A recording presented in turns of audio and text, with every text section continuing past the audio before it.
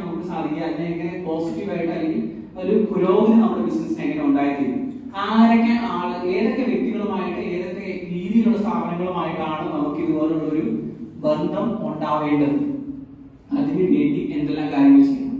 നിലവിൽ ഓൾറെഡി അങ്ങനെ ബന്ധങ്ങളുള്ള ആളുകളുണ്ടെങ്കിൽ അവരെങ്ങനെയാണ് ആ ഒരു ബന്ധം ഉണ്ടാക്കിയെടുത്തത്? അവർ പറയാനുള്ളത് കൂടുതലും നമ്മൾ കേൾക്കാം. അപ്പോൾ നമുക്ക് അവർക്ക് വേണ്ട പോയത് നമുക്ക് പറയാൻ പറ്റും. അവരെന്താണ് ഉദ്ദേശിക്കുന്നത്, ഈ ടൂറുമായിട്ട് എന്താണ് ഉദ്ദേശിക്കുന്നത്, അവരെന്താണ് ആഗ്രഹിക്കുന്നത്. അപ്പോൾ നമുക്ക് മനസ്സിലാകും നമുക്ക് എന്തൊക്കെ ചെയ്യാൻ പറ്റും, നമ്മുടെ എന്തൊക്കെ ആക്ടിവിറ്റീസ് ഉണ്ടാവും. നമ്മുടെ ഈ കൂട്ടായ്മയും ഈ ആലപ്പി ടൂറിസവുമായിട്ട് ബന്ധപ്പെട്ട് ഈ 12 പഞ്ചായത്തുള്ളത് നമുക്ക് എന്തൊക്കെയുണ്ട് അവർക്ക് കൊടുക്കാനായിട്ട് ഒരു പോയിന്റാണ്. അവർ പറയുന്നത് നമ്മളിൽ ഉണ്ടെങ്കിൽ നമുക്കത് സാധിച്ചു കൊടുക്കാൻ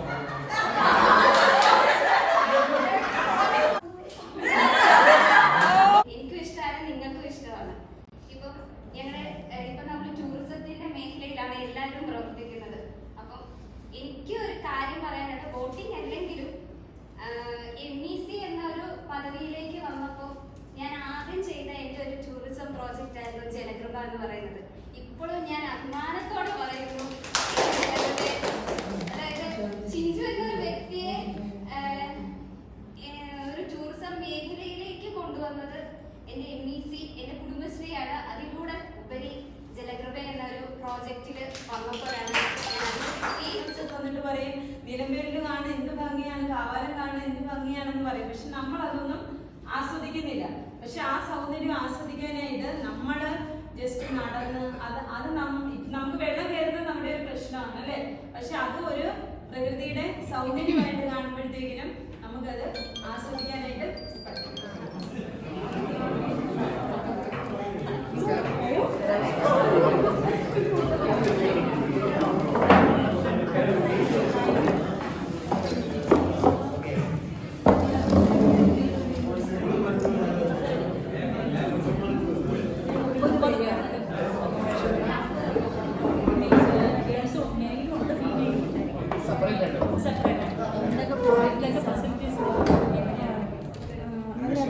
നമുക്ക് ചോദിക്കാനുള്ള ചോദ്യം, നമ്മൾ സ്റ്റുഡൻസ് നമ്മളുടെ ഇതിലേക്ക് വരുമ്പോൾ നമ്മൾ എന്തൊക്കെ സൗകര്യങ്ങൾ അവിടെ ഒരുക്കേണ്ടതുണ്ട്? എത്ര ദിവസത്തെ പാക്കേജാണ്, എത്ര ദിവസത്തേക്കാണ് നിങ്ങൾ വരുന്നത്? ഒരു 1 വീക്ക് 7 ഡേയ്സ് ഉണ്ടാവും. 7 ഡേയ്സ് ഉണ്ടാവും. അവർക്ക് അതിനകത്ത് സ്റ്റഡി ടൂർ ആയതുകൊണ്ട് അതിനകത്ത് എക്സ്പോഷർ സ്റ്റഡി ആണോ പഠിത്തമാണോ മെയിനായിട്ട്? സ്റ്റഡിക്ക് വേണ്ടി പുറത്ത് എൻ്റർടൈൻമെൻറ്റ് ഉദ്ദേശിക്കുന്നുണ്ട്. സ്റ്റഡി ഒരു പാർട്ട്. പിന്നെ അവർക്ക് അതിനകത്ത് നമ്മുടെ ഈ സ്കിൽ ട്രെയിനിങ്ങിന്റെ ഭാഗമായിട്ട് ഫസ്റ്റ് ഡേ ആണ് നമ്മളിവിടെ എത്തിയിരിക്കുന്നത് അല്ലേ. എല്ലാവരും വന്നപ്പോഴത്തേക്ക് വളരെ ആശങ്കയോടെ എന്തായിരിക്കും, എങ്ങനെയായിരിക്കും, എന്നെ പോലെ തന്നെ നിങ്ങളും ആശങ്കയിലായിരുന്നു. പക്ഷേ നല്ലൊരു സെക്ഷനായിരുന്നു രാവിലെ തൊട്ട്. നമുക്ക് എന്താണെന്ന് അറിയാൻ മേലാത്ത ഒരു ബുദ്ധിമുട്ട് എല്ലാവരുടെയും മനസ്സിലുണ്ടായിരുന്നു. എന്താണ്, എങ്ങനെയാകും എന്നൊക്കെയുള്ള ഒരു ബുദ്ധിമുട്ട് ആദ്യമേ ഉണ്ടായിരുന്നു. പക്ഷെ നമ്മൾ ഓരോ സെക്ഷൻസും കഴിയും തോറും, അതായത് സാറ് പഠിപ്പിച്ച ഓരോ സെക്ഷനും, ഇപ്പം നമ്മുടെ പബ്ലിക് കമ്മ്യൂണിക്കേഷൻ എന്നെ സംബന്ധിച്ചോളം നല്ലൊരു ക്ലാസ് തന്നെയായിരുന്നു നമ്മുടെ ഫസ്റ്റ് സെക്ഷൻ. കാരണം ഞങ്ങൾ ഈ ആലപ്പി റൂട്ട്സ് എന്ന് പറഞ്ഞൊരു എൻ്റർപ്രൈസ് സ്റ്റാർട്ട് ചെയ്തത് തന്നെ മുന്നോട്ട് കുറേ പേർക്ക് ഞങ്ങളിലൂടെ ഒരു വരുമാനം എത്തിക്കുക എന്നുള്ളതായിരുന്നു, ഒരു കമ്മ്യൂണിറ്റിക്ക് വേണ്ടി. അപ്പോൾ എന്നെ സംബന്ധിച്ചോളം നല്ലൊരു ക്ലാസ് തന്നെയായിരുന്നു ഇത്.